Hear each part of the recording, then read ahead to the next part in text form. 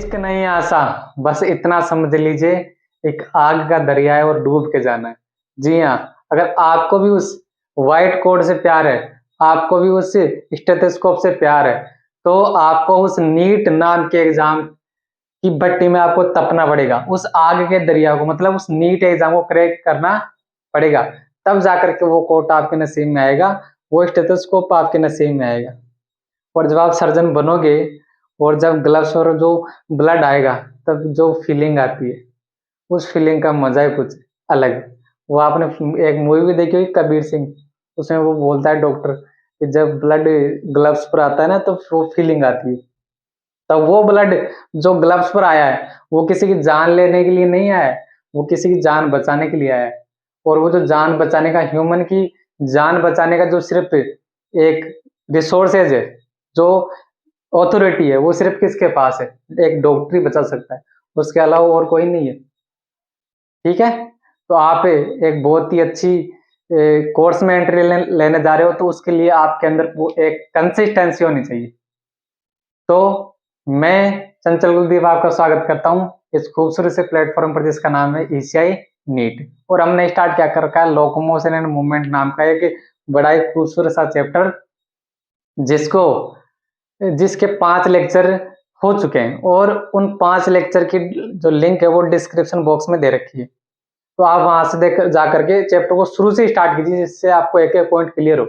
और अगर आपको कुछ भी डाउट होता है, तो आप उस टेलीग्राम ग्रुप पर, जो हमारा टेलीग्राम ग्रुप है, उस पर वॉइस मैसेज के थ्रू, वीडियो के थ्रू हमसे पूछ सकते हो। आप लिख करके पूछ सकते हो, टेक्स्ट करके पूछ सकते हो, तो उसका रिप्लाई आपको 5 मिनट में, 2 मिनट में, 10 मिनट में मिलेगा, आपको जरूर मिल जाएगा। ठीक है, तो 5 लेक्चर में, पिछले लेक्चर तक हमने क्या देखा था? पिछले लेक्चर तक जो एक्टिन फिलामेंट है, उसकी स्ट्रक्चर को हमने देख लिया था। आज हम दूसरी फिलामेंट की स्ट्रक्चर को देखने जा रहे हैं, जिसका नाम होता है मायोसिन फिलामेंट। तो हेडिंग लिख लो आप, स्ट्रक्चर ऑफ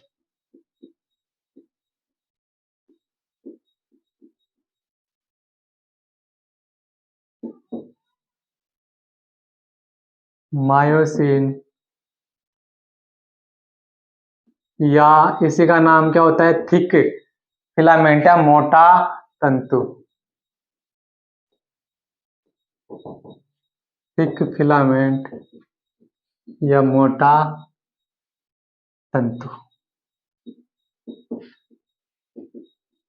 ठीक है, ठीक तो नहीं, टेढ़े मेढ़े जा रहे हैं सब, लेकिन आप समझ लेना। तो पहली बात तो मैं बताऊं कि 1 मिनट आप इस डायग्राम को देखिए, जो आपके कई स्टूडेंट को इसी में कंफ्यूजन है। ये जो आपको डायग्राम दिख रहा है ना, तो ये मायोसिन फिलामेंट नहीं है। लगभग 90% जो स्टूडेंट है, उनको तो ये मान लेते कि ये मायोसिन फिलामेंट है, तो ये मायोसिन फिलामेंट नहीं है। तो फिर ये क्या है? ये वो यूनिट है जिससे मिलकर के मायोसिन फिलामेंट बनेगा। आएगी नहीं बात समझ में? तो पहले तो मैं लिख दूं कि जो मायोसिन फिलामेंट है, कि जो मायोसिन फिलामेंट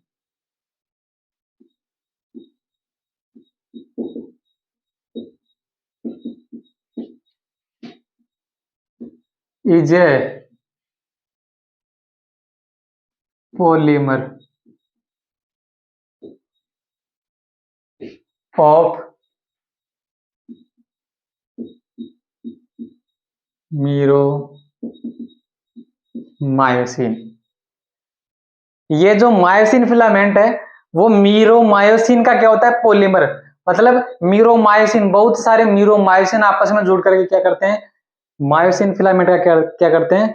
फॉर्मेशन करते हैं।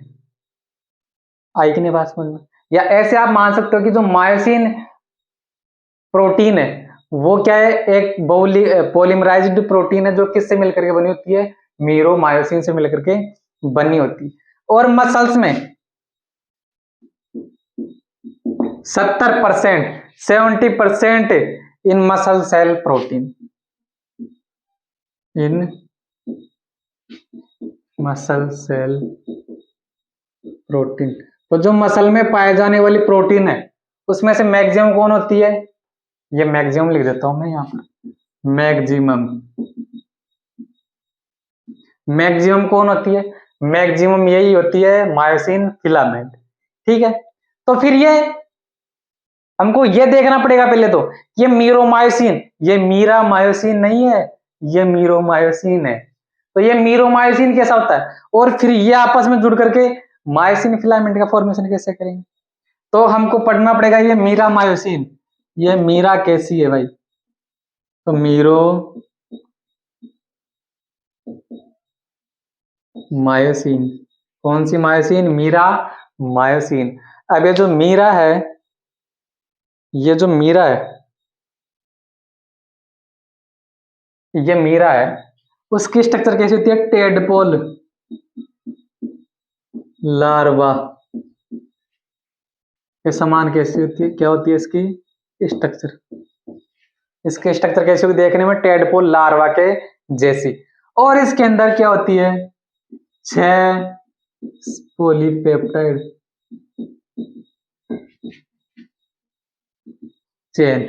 6 क्या होती है इसमें? 6 पॉलीपेप्टाइड चेन। 6 पॉलीपेप्टाइड चेन कैसे? इसके 2 पार्ट होते हैं। इसके क्या होते हैं? 2 पार्ट, एक तो हेड पार्ट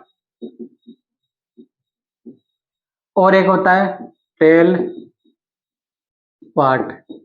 तो जो हेड वाला पार्ट है उसमें क्या पाई जाती है? 4 पॉलीपेप्टाइड चेन, पॉलीपेप्टाइड चेन। और जो टेल वाला पार्ट है उसमें क्या पाई जाती है? 2 पॉलीपेप्टाइड चेन। आई के नहीं बात समझ में? आई की नहीं बात समझ में? तो जो मीरोमायोसिन है उसकी स्ट्रक्चर कैसी होती है? टेडपोल लार्वा के जैसी। कैसी? टेडपोल लार्वा के जैसी। और कितने पॉलीपेप्टाइड चेन से मिलकर के बना होता है? कितने पॉलीपेप्टाइड चेन से? Flat mode. कितने पॉलीपेप्टाइड चेन से बना होता है? 6 पॉलीपेप्टाइड चेन से, 6 पॉलीपेप्टाइड चेन से उसको। हाँ, और इसमें पार्ट कितने होते हैं? हेड पार्ट होता है और एक टेल पार्ट। हेड पार्ट में कितने पॉलीपेप्टाइड चेन होती है? 4। और टेल में 2 पॉलीपेप्टाइड चेन। तो ये हमने थ्योरेटिकल तो देख लिया, लेकिन ये एक्चुअल में इसकी स्ट्रक्चर दिखने में कैसी होती है तो वो भी हमको समझना पड़ेगा। वो भी क्या करना पड़ेगा? हमको समझना पड़ेगा। देखिए आप डायग्राम से समझिए।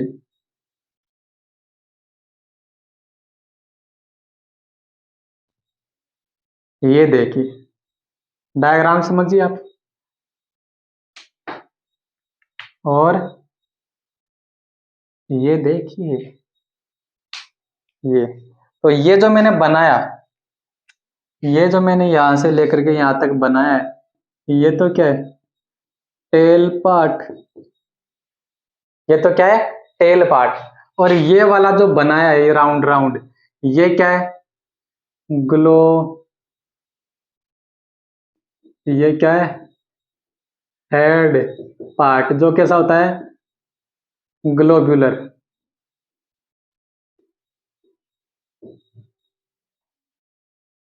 ये ब्लू कलर से बनाया है वो तो क्या है? Head part. और जो ये मैंने ऐसे डीएनए की तरह हेलिकल स्ट्रक्चर बनाई वो क्या है? Tail part. तो हो गए 2 पार्ट।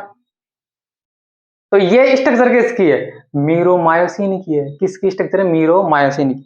लेकिन अब ये कंप्लीट नहीं हुई। इसकी जो ये हेड है उसके आगे एनसीईआरटी में ऐसे कुछ बना रखा होगा, ये ऐसे कुछ बना रखा होगा। तो ये क्या है? अरे ये क्या है? ये है एक्टिन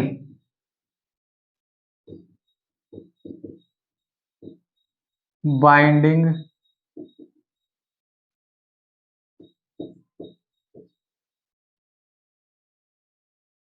एक्टिन बाइंडिंग साइट। कैसे?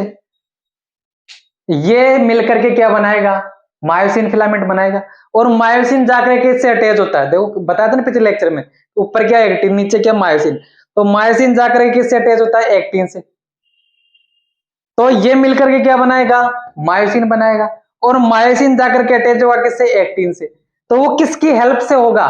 किसकी हेल्प से होगा? इन्हीं साइट की हेल्प से होगा। तो एक्टिन बाइंडिंग साइट मतलब ये जो पार्ट है, ये साइट है, ये कहां पर जाकर के अटैच होगी? एक्टिन के, एक्टिन के मायोसिन बाइंडिंग साइट या फिर एक्टिव साइट पर। एक्टिव साइट पर। एक्टिन पर क्या होती है? Active site. पिछले लेक्चर में मैंने बताया था, अगर आपको ये समझ में नहीं आ रहा है तो आप पिछले लेक्चर को जाकर के ध्यान से समझिए। तो एक्टिन पर क्या होती है प्रेजेंट? एक्टिव साइट प्रेजेंट होती है, जहां पर कौन आकर के जुड़ेगा? मायोसिन आकर के जुड़ेगा। तो मायोसिन किसकी हेल्प से आकर के जुड़ेगा? उस पर क्या प्रेजेंट होती है? एक्टिन बाइंडिंग साइट होती है। आई बात समझ? और दो साइट और होती है, ये देखिए ऐसे। एक्टिन बाइंडिंग साइट के पीछे क्या होती है? ये ATP binding, ATP binding site. ATP binding site ये क्या चीज भाई? देखो, ये पहले ऐसे रेस्टिंग फेज में होता है, लेकिन जब कॉन्ट्रेक्शन करना है मसल में, तो ये कैसे उठेगा? ऊपर उठेगा और जाकर किससे अटैच होगा? एक्टिन से, और एक्टिन को अंदर की तरफ खींचेगा। तो मसल के अंदर या सेल के अंदर फंक्शन हो रहा है कि नहीं? और कोई भी फंक्शन करवाने के लिए किसकी रिक्वायरमेंट होती है? एटीपी। मतलब वहां पर एटीपी मॉलिक्यूल को तोड़ा जाएगा एडीपी प्लस इनऑर्गेनिक फॉस्फेट में, और ये एनर्जी को क्या किया जाएगा? रिलीज किया जाएगा। आई कि नहीं बात समझ में? तो यहां आकर के कौन अटैच होगी? एटीपी। और ये जो साइट है वो एटीपी को तोड़ेगी और वहां से क्या निकालेगी? एनर्जी निकालेगी। क्या निकालेगी? एनर्जी निकालेगी, जिससे कि फंक्शन कर पाएगा। तो ये जो एटीपी बाइंडिंग साइट है, एटीपी बाइंडिंग साइट है, तो देखिए बात कि ये कोई भी किसी भी केमिकल रिएक्शन को करवाना किसके कंट्रोल में होता है? एंजाइम के कंट्रोल में। जैसे एटीपी टूट रहा है एडीपी प्लस इनऑर्गेनिक फॉस्फेट में, तो वो एक रिएक्शन ही तो है, केमिकल रिएक्शन ही तो है, लेकिन उसको करवा कौन रहा है? करवा कौन रहा है? ये एटीपी बाइंडिंग साइट। तो जो रिएक्शन को करवाता है वो कौन होता है? एंजाइम होता है कि नहीं? तो ये जो एटीपी बाइंडिंग साइट है, इसमें एंजाइमेटिक प्रॉपर्टी पाईदार है कि नहीं? तो ये किसकी तरह एक्ट कर रहा है? एंजाइम की तरह। तो एंजाइमेटिक एक्टिविटी, इस कारण इसको क्या बोला जाएगा? ATP as. एटीपीएज की क्या होती है इसमें? एक्टिविटी। एटीपीएज साइट बोला जाएगा इसको। एटीपीएज साइट मतलब वो एंजाइम जो कि एटीपी पर फंक्शन करता है। एक ट्रिक आपको मैं बता रहा हूं, जिससे किसी भी नेम के पीछे ए ऐसे लगा हुआ आ जाए, एज लगा हुआ आ जाए, तो वो क्या होता है? एंजाइम होता है। ऐसे नहीं कि परवेज लगा हुआ आ जाए तो परवेज एक एंजाइम है, वो तो नाम है किसी व्यक्ति का। जैसे हाइड्रोलाइजेज, माल्टेज, सुक्रेज, लैक्टेज, एटीपीएज। तो ये पीछे एज लगा हुआ है तो ये क्या है? एंजाइम है। तो ये जो एटीपी बाइंडिंग साइट है वो एंजाइम की तरह कार्य करती है, इसलिए जो एटीपी बाइंडिंग साइट है उसको क्या बोला जाएगा? एटीपीएज साइट भी बोल हम सकते हैं। और very very very important, NEET में क्वेश्चन आया एक बार। नीट में क्वेश्चन क्या था वो क्वेश्चन मैं अभी नहीं बताऊंगा, लेकिन उससे रिलेटेड मैं एक पॉइंट आपको बता देता हूं कि ये जो एटीपी बाइंडिंग साइट है या जो एटीपीएच साइट है वो किस पर डिपेंड होती है? मैग्नीशियम पर क्या होती है?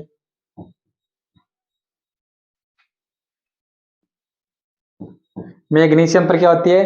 डिपेंड होती है। मतलब इसको अपना फंक्शन करवाने के लिए किसकी रिक्वायरमेंट होती है? मैग्नीशियम आयन की रिक्वायरमेंट होती है। अब वो क्वेश्चन नीट का ऐसे था कि कौन सा आयन मसल कॉन्ट्रेक्शन में हेल्प करता है? अब कौन सा आयन हेल्प करता है? तो उसमें चार ऑप्शन, मतलब चार ऑप्शन ही होते हैं सभी में।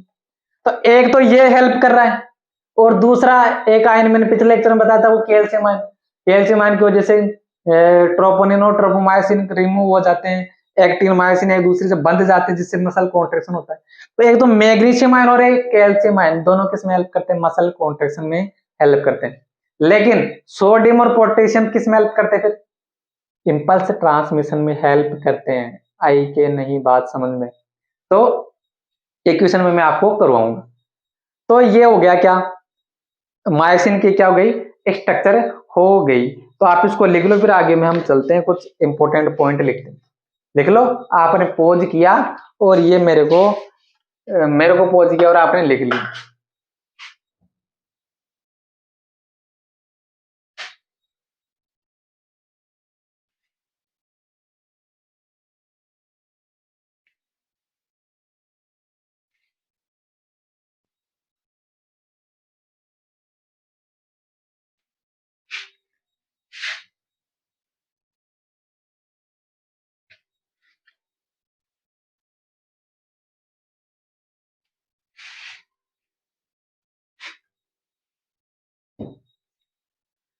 हाँ जी साहब। अब आप देखिए कि ये हमने स्ट्रक्चर किसकी देखी, मायोसिन प्रोटीन की देखी, या जो यूनिट है मायोसिन उसके देखी। अभी मायोसिन फिलामेंट कैसे बनेगा रे, देखिए अभी जो हमने स्ट्रक्चर देखी वो ऐसी ही तो है, ये ऐसे ही तो थे, ऐसे ही तो है। एक मिनट आप डायग्राम देखिए ये वाला, तो एनसीईआरटी में आपको ये डायग्राम शो कर रखा होगा, दिखा रखा होगा। तो ये डायग्राम किसका है, ये डायग्राम है किसका, मायोसिन फिलामेंट का। पीछे वाला जो डायग्राम मैंने आपको दिखाया था वो किसका था, मीरोमायोसिन यूनिट का, जो मिलकर के क्या बनाती है, मायोसिन फिलामेंट बनाती है। तो ये जो मायोसिन फिलामेंट आपको दिख रहा है वो कैसे बनेगा, ये देखिए आप इधर देखिए कि ये क्या है, मीरोमायोसिन। ऐसे बहुत सारे मीरोमायोसिन आपस में ऐसे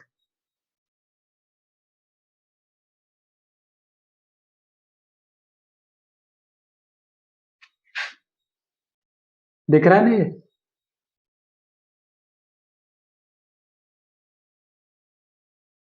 दिख रहा है। हाँ देखिए ऐसे ये मीरोमायोसिन आपस में एक दूसरे पर,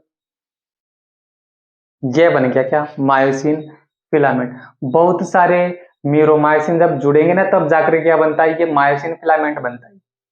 तो ये जो मैंने डायग्राम बनाया है ये किसका है, मायोसिन फिलामेंट का। आगे बात समझ में, आगे। हाँ तो ये तो आपको समझ में आ गया होगा। अब एक नोट में देखिए आप, ये अभी हमने जो स्ट्रक्चर देखी, मायोसिन सॉरी मीरोमायोसिन की जो स्ट्रक्चर देखी, उसमें देखो ऐसा ऐसी स्ट्रक्चर ही तो थी, ऐसी तो स्ट्रक्चर थी। तो ये तो क्या है, टेल है, इसको तो टेल बोला जाता है, और इसको हेड बोला जाता है। और ये जो थोड़ा सा ऊपर उठा हुआ पार्ट है इसको बोला जाता है क्रॉस आर्म। क्या बोला जाता है, क्रॉस आर्म। हिंदी में बोले तो क्रॉस सेतु, क्या बोला जाता है इसको, क्रॉस सेतु, क्रॉस सेतु। और हेड और क्रॉस आर्म को मिलाकर के बोलते हैं हेवी मीरो मायोसिन, बोले तो HMM, हैवी मीरोमायोसिन। और टेल को बोला जाता है लाइट मीरोमायोसिन, मतलब LMM। एनसीईआरटी में लिख रखा है। हल्का मीरोमायोसिन तो किसको बोला जाएगा, टेल वाले पार्ट को, किसको, टेल वाले पार्ट को। और भारी मीरोमायोसिन किसको बोला जाएगा, या हैवी मीरोमायोसिन किसको बोलेंगे, हेड प्लस क्रॉस आर्म को मिलाकर क्या बोलेंगे, HMM, हैवी मीरोमायोसिन। आगे बात सुन, तो ये ओवरऑल किसके बारे में इंफॉर्मेशन थी, किसके बारे में इंफॉर्मेशन थी, ये मायोसिन फिलामेंट के बारे में और मीरोमायोसिन जो उसकी यूनिट होती है उसके बारे में। तो यहाँ पर हमारी जो कॉन्ट्रेक्टाइल प्रोटीन वाली जो हेडिंग थी एनसीईआरटी में, मतलब जिसमें हमको एक्टिन फिलामेंट और मायोसिन फिलामेंट पढ़ने थे, वो हमारे यहाँ पर क्या होती है, कंप्लीट, क्या होती है, कंप्लीट। अब हम आगे क्या देखने जा रहे हैं कि कौन, सब कुछ देख लिया, स्ट्रक्चर कौन कहां पर प्रेजेंट है, कैसे दिखती है, सब देख लिया। अब हम ये देखेंगे कि ये कॉन्ट्रेक्शन, ये देखिए ये जो मैंने हाथ में कॉन्ट्रेक्शन कर रहा हूं, जब मैं चल रहा हूं तो मेरी मसल में कॉन्ट्रेक्शन हो रहा है, तो वो कॉन्ट्रेक्शन कैसे होगा, तो हम उसकी क्या देखने जा रहे हैं, मैकेनिज्म देखने जा रहे हैं। मैकेनिज्म देखने जा रहे हैं कि कैसे क्या फंक्शन होता है, आप इसको नोट कर लो। तो आप अगली हेडिंग लिख लो, mechanism of muscle contraction. Mechanism of muscle contraction, कौन सा कॉन्ट्रेक्शन रे, कौन सी मैकेनिज्म, मसल कॉन्ट्रेक्शन की मैकेनिज्म हम देखने जा रहे हैं। तो अगली हेडिंग है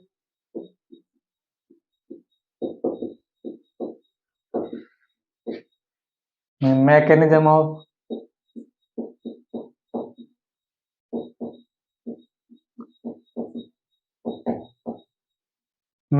of muscle contraction.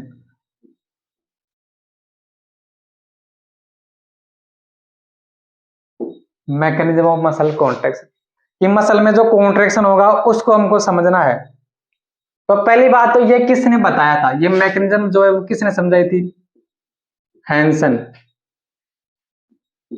Hansen, हग्जले and हग्जले, दो अलग अलग साइंटिस्ट थे लेकिन उनका सरनेम सेम था। तो हैंसन, हग्जले, हग्जले, कितने साइंटिस्ट? 3 साइंटिस्ट। और जो मसल कॉन्ट्रैक्शन की जो थ्योरी है उसको समझा जाता है स्लाइडिंग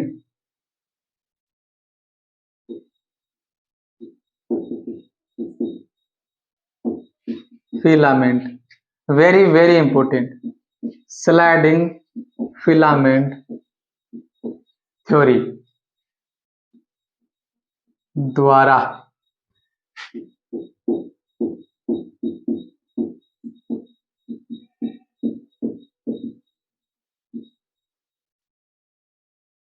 द्वारा समझाया जाता है। ये स्लाइडिंग फिलामेंट थ्योरी के बारे में हम देखेंगे जिसमें काफी कंफ्यूजन रहती है। मोस्ट ऑफ कंफ्यूजन जो इस चैप्टर में वो इस स्लाइडिंग फिलामेंट थ्योरी में रहती है। तो किसने बताया था? हग्जले और हैंसन ने। और इस मैकेनिज्म को जो वो स्लाइडिंग फिलामेंट थ्योरी द्वारा समझा जाता है। हिंदी में बोले तो विसर्पी तंतु सिद्धांत। स्लाइडिंग फिलामेंट थ्योरी क्या बोलते हैं? विसर्पी तंतु सिद्धांत। और इस थ्योरी के अकॉर्डिंग वेरी वेरी इंपॉर्टेंट, इस थ्योरी के अकॉर्डिंग जो थिन फिलामेंट है,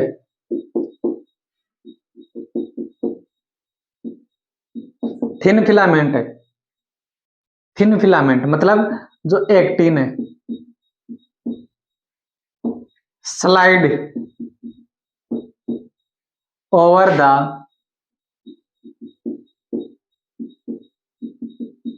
थिक फिलामेंट, मतलब मायोसिन, मतलब मायोसिन। तो thick filament slide over the thick filament, तो इंग्लिश को मारो गोली, हिंदी में समझो आप क्या मतलब इसका। इंग्लिश को मारो गोली और हिंदी में समझो आप कि जो पतले तंतु है, जो थिक एक्टिन फिलामेंट है, वो किन के ऊपर सरकते हैं? वो मायोसिन के ऊपर क्या होते हैं? सरकते हैं। कैसे? ये क्या है एक्टिन, ये क्या है मायोसिन, ये ऐसे बंध गया। अब ये जो एक्टिन फिलामेंट है वो किसके ऊपर ऐसे सरकेगा? मायोसिन के ऊपर ऐसे क्या करेगा? सरकेगा, ऐसे ऐसे सरकेगा। तो इस लाइन का मीन क्या है? थिन फिला, थिंक लिख दिया मैंने, ये थिन है। Thin filament slide over the thick filament, मतलब हिंदी में बोले तो पतले तंतु,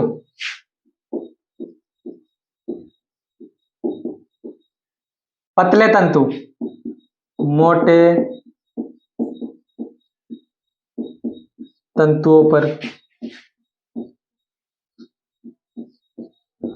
सरकते हैं।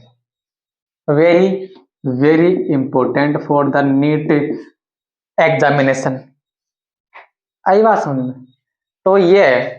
अब हम ये देखेंगे, ये स्लाइडिंग फिलामेंट थ्योरी तो बाद में देखेंगे, स्लाइडिंग फिलामेंट थ्योरी तो बाद में देखेंगे, लेकिन हमको यही नहीं पढ़ना कि मसल कॉन्ट्रैक्शन कैसे हो रहा है, हमको ये भी देखना है कि ओवरऑल ये स्टार्ट कहां से होगा, कि सिग्नल कहां से आएगा, कैसे आएगा, कैसे मसल तक वो पहुंचेगा, फिर उसमें कॉन्ट्रैक्शन कैसे होगा। तो पहले तो आप जैसे एक एग्जांपल मेरा ही ले लो आप, जैसे मैं खड़ा हूं, मैं इस हाथ में क्या कर रहा हूं? ऐसे कॉन्ट्रैक्शन कर रहा हूं, अपने हाथ को उठा रहा हूं।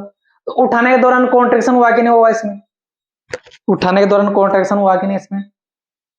तो कॉन्ट्रैक्शन हुआ, लेकिन कैसे, क्या पता कैसे चला, कैसे क्या सिग्नल आएगा, कैसे जाएगा, तो वो समझिए आप।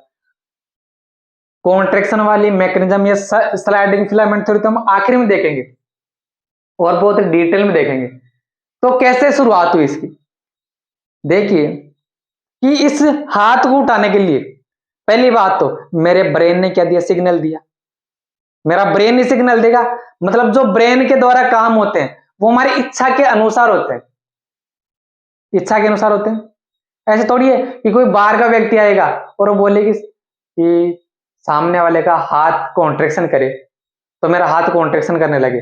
सामने वाला बोले कि मैं डांस करूं, मैं डांस करने लगूंगा, तो सामने वाले के अकॉर्डिंग थोड़ी होगा काम, वो तो मेरी इच्छा के अकॉर्डिंग होगा। क्योंकि जो मसल है वो किसके कंट्रोल में होती है?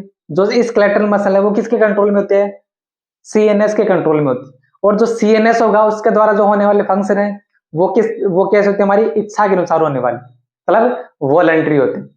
तो पहली बात, सिग्नल कौन देगा, सीएनएस। सिग्नल कौन देगा, सीएनएस, मतलब सेंट्रल नर्वस सिस्टम, जिसमें ब्रेन और स्पाइनल कॉर्ड आती है। तो सीएनएस सिग्नल देगा कि भाई मसल में कॉन्ट्रैक्शन होना चाहिए, लेकिन उस सिग्नल को लेकर के आएगी कौन, ब्रेन ने तो सिग्नल दे दिया, लेकिन मसल तक उन सिग्नल को लेकर के आएगी कौन, मोटर न्यूरॉन। कौन सी न्यूरॉन, मोटर।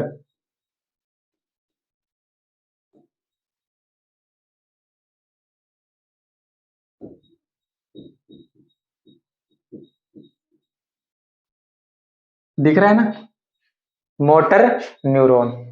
प्रेरक तंत्रिका नहीं दिख रहा,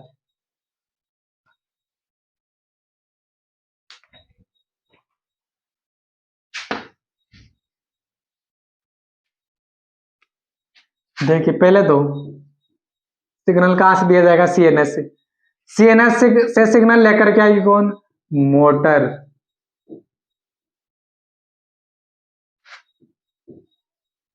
न्यूरॉन।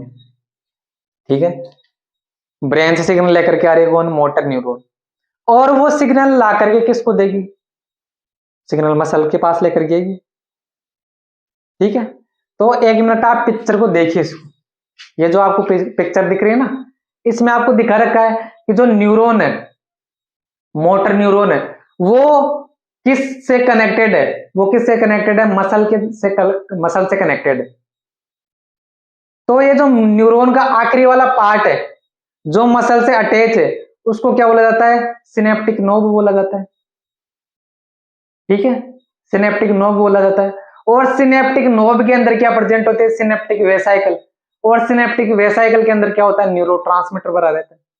अब अगर ये मेरी बात आपको समझ में नहीं आ रही कि सिनेप्टिक नोब क्या है, ये सिनेप्टिक वेसाइकल क्या है, ये न्यूरोट्रांसमीटर क्या है, तो ये सब आपको नर्वस सिस्टम में पढ़ाया जाता है।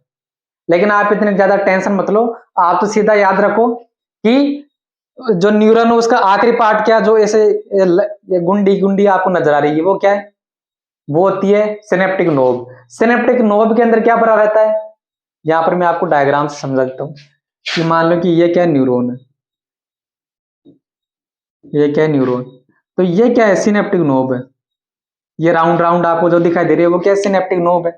और सिनेप्टिक नोब के अंदर क्या प्रेजेंट होती है, सिनेप्टिक वेसाइकल। और सिनेप्टिक वेसाइकल के अंदर क्या भरा रहता है, ये न्यूरोट्रांसमीटर नाम का केमिकल। और ये नीचे आप क्या मान सकते हो, ये मसल मान सकते हो आप, मसल है ये। तो ये सिनेप्टिक नोब है, इसके अंदर जो सिनेप्टिक वेसाइकल है, ये क्या है, सिनेप्टिक नोब। ये क्या है, वेसाइकल। और वेसाइकल में क्या भरा हुआ है, न्यूरो ट्रांसमीटर, जिसका एक एग्जांपल है एसिटाइल कोलिन। ठीक है, एसिटाइल कोलिन। तो ये सिनेप्टिक वेसाइकल फटेगी, जिससे न्यूरोट्रांसमीटर या एसिटाइल कोलिन रिलीज होगा, और वो जाकर किस पर गिरेगा, वो जाकर गिरेगा किस पर, मसल पर जाकर गिरेगा। मसल के अंदर कहां पर जाएगा, वो मसल बंडल के अंदर। मसल बंडल से कहां पर जाएगा, वो मसल सेल के पास, मतलब मसल सेल की सेल मेम्ब्रेन के पास। और जैसे ही एसिटाइल कोलिन रिलीज होगा, तो मोटर न्यूरॉन ने क्या रिलीज किया, एसिटाइल कोलिन रिलीज किया, जो क्या है, एक न्यूरोट्रांसमीटर है। तो सीएनएस से सिग्नल गया, उसको लेकर सीएनएस से सिग्नल दिया, लेकर के कौन आई, मोटर न्यूरॉन। मोटर न्यूरॉन ने क्या रिलीज किया, एसिटाइल कोलिन। और जैसे ही एसिटाइल कोलिन कहां पर जाएगा, मसल सेल की सेल मेम्ब्रेन, जिसको क्या बोला जा रहा था, सार्कोलेमा। तो वो सार्कोलेमा क्या हो जाएगी, डीपोलराइज हो जाएगी। क्या हो जाएगी, डीपोलराइज्ड, मतलब सीधा बोले तो एक्टिव हो जाएगी, सीधा बोले तो एक्टिव हो जाना। तो जो मसल सेल की जो सेल मेम्ब्रेन है वो क्या हो गई, एक्टिव हो गई। क्या हो गई, वो एक्टिव हो गई। एक्टिव क्यों हुई, जैसे ही उसमें, जैसे ही एसिटाइल कोलिन रिलीज हुआ, तो जैसे ही एसिटाइल कोलिन रिलीज हुआ, जैसे एसिटाइल कोलिन रिलीज होगा कहां पर, मसल सार्कोलेमा पर, तो जो उसके आसपास सार्कोलेमा के बाद जो कैटाइन था वो कहां पर आ जाता है, अंदर आ जाता है, कहां पर, सार्कोप्लाज्म में आ जाता है। तो cation move in sarcoplasm, plasm. तो यहां पर डीपोलराइज कौन हुआ था, depolarisation of, depolarised sarcolemma. Sarcolemma क्या होगी, डीपोलराइज होगी। डीपोलराइज क्यों, क्योंकि कैटाइन मूव्स इन सार्कोप्लाज्म। तो जैसे कैटाइन सार्कोप्लाज्म में मूव करेगा तो सेल मेम्ब्रेन क्या हो जाती है, डीपोलराइज हो जाती है, मतलब वो एक्टिव हो जाती है। और जैसे सेल मेम्ब्रेन एक्टिव हुई तो एंडोप्लाज्मिक जो रेटिकुलम है, बताया था ना आपको, एंडोप्लाज्मिक रेटिकुलम, जिसको क्या बोला जा रहा था, सार्कोप्लाज्मिक रेटिकुलम, वो क्या रिलीज करेगी, release, release calcium ion, calcium ion को रिलीज करेगी। और कैल्शियम आयन कहां पर जाकर के जुड़ेगा, bind with TPC unit of troponin. पिछले लेक्चर में मैंने आपको इसके बारे में बताया था। तो एक कैल्शियम आयन जाकर किससे जुड़ता है, ट्रोपोनिन की टीपीसी यूनिट से। और जैसे कैल्शियम आयन ट्रोपोनिन की टीपीसी यूनिट से जाकर के जुड़ेगा तो क्या होगा, तो क्या होगा, ट्रोपोमायोसिन, टीएम का मतलब tropomyosin,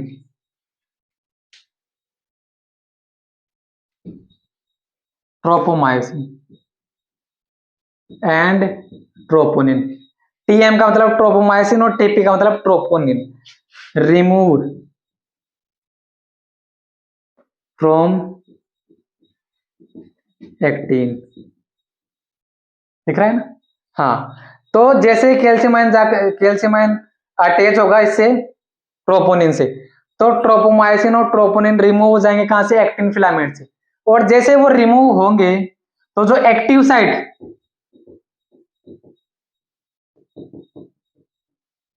active site of actin, वो क्या हो जाती है, एक्सपोज हो जाती है, खुल जाती है। जैसे ही ट्रोपोमायोसिन और ट्रोपोनिन हटेगा एक्टिन फिलामेंट से, तो जो एक्टिव साइट थी जिनको कवर कर रखा था किन्होंने, ट्रोपोमायोसिन और ट्रोपोनिन ने, वो खुल जाएगी एक्टिव साइट। और जैसे वो एक्टिव साइट खुलेगी तो क्या होगा, एक्टिन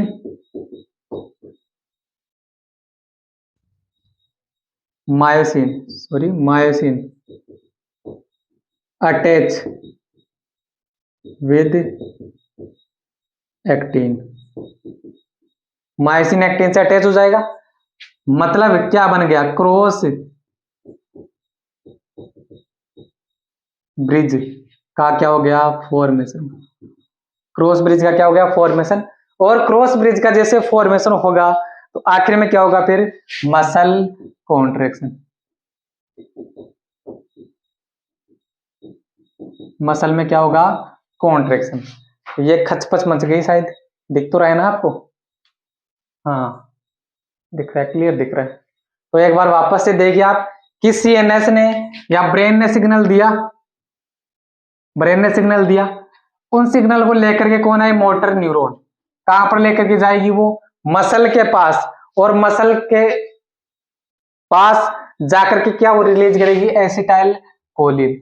और जैसे एसिटाइल कोलिन रिलीज करेगी तो जो सार्कोलेमा है वो क्या हो जाएगी, डीपोलराइज हो जाएगी, मतलब एक्टिव हो जाएगी। सार्कोलेमा क्या होगी, डीपोलराइज होगी या एक्टिव हो गई।